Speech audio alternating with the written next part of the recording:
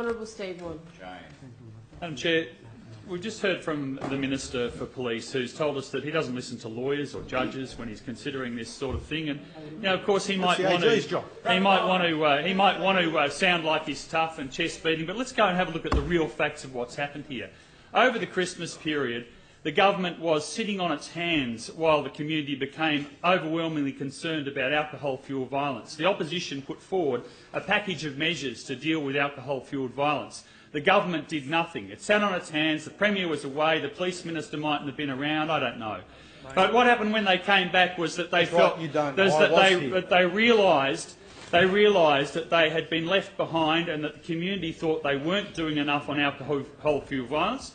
So what do? They react by trying to take a jump ahead, to beat the chest, look tough. Let's introduce mandatory sentences, the refuge of Conservative parties all around the world, to actually try and make ourselves like we're doing the most on this subject.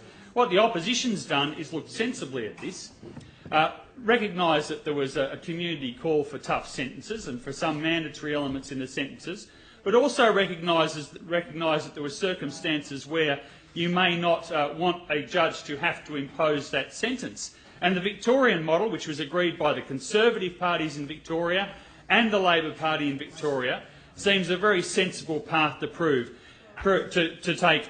Now, when this was first floated by Labor, we had a reaction from the government which said, we're willing to consider this. It was a public reaction saying they were willing to consider it. What happened between now and their rejection of this move? Well, we saw ICAP going into AWH. We saw the Premier in trouble over his links with lobbyists. Order. The Minister on a point of order. I think it's fairly self-evident that we're now about to go down a completely different path from the intent of this legislation, and I would ask that the member resist going down that path. It has no bearing on the debate before the Point of order, Madam Chair. The Minister in his contribution has just stood for 5 or 10 minutes casting aspersions about the Labor Party's motivation in moving this amendment. And I think it is entirely within the material he raised to then discuss the government's motivation for their change of heart on this position. I uphold the point of order from the Minister, and the Honourable Steve Whan needs to speak to the motion before the House. Madam Chair, we saw when the opposition first floated the potential for this amendment, the government making positive noises about being willing to support or discuss an amendment on these lines. They then decided that they wanted to do a bit more chest beating and reject it. Maybe they were G'd up by comments that were being made on the radio. I don't know. But what we saw was a government which at one stage said we're willing to discuss this, we're willing to talk to the opposition, to one which says it's an outrage that you've even suggested any amendment. Well, quite frankly, that is simply a government which is only interested in grandstanding. It suggests to me a government which was more interested in distracting from its other problems. And that's where we find ourselves today, an opposition which was willing to talk about the clauses in these amendments, which exercised, as the government did so often when Labor was in government, the right of the House of Review to change legislation, which suddenly on the government benches the Liberal and National parties think is an outrage. We now have a government which says we are not willing to discuss anything. The opposition was willing to sit down and discuss this constructively with government. The government is not.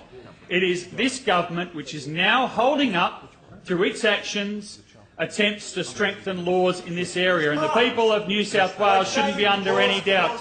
It is the government which is stopping the strengthening of laws in this area by being unwilling to recognise the democratic role that this House plays.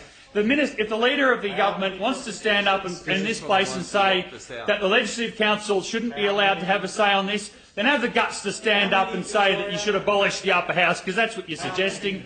That's what you're suggesting in your motivation in this place. You're the one who is lobbing this place.